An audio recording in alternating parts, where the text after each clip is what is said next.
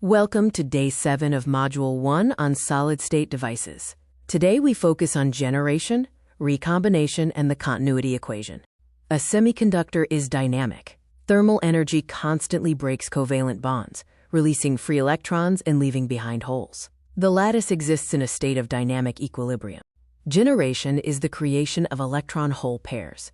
Energy, from heat or light, causes an electron to jump from the valence band to the conduction band, leaving a hole behind.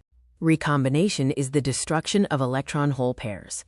A free electron loses energy, falls back into the valence band, and fills an empty hole, causing both carriers to disappear from the system. Carriers can recombine through different mechanisms: radiative, which releases light; trap-assisted, releasing heat; auger, releasing kinetic energy; and surface, leading to heat and reduced efficiency.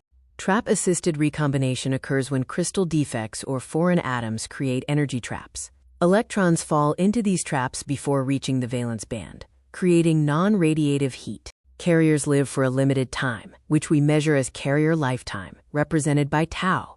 Faster recombination results in a shorter lifetime, which dictates how long a carrier can conduct electricity. During their lifetime, carriers move, creating electrical current. Drift is movement due to electric fields. Diffusion is movement from high to low concentration areas.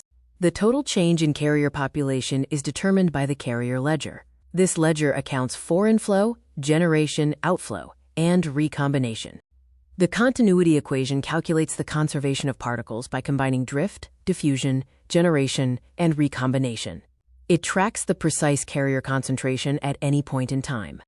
In steady-state conditions, the population is constant, meaning the rate of generation equals the rate of recombination. The time derivative is zero, which simplifies the continuity equation.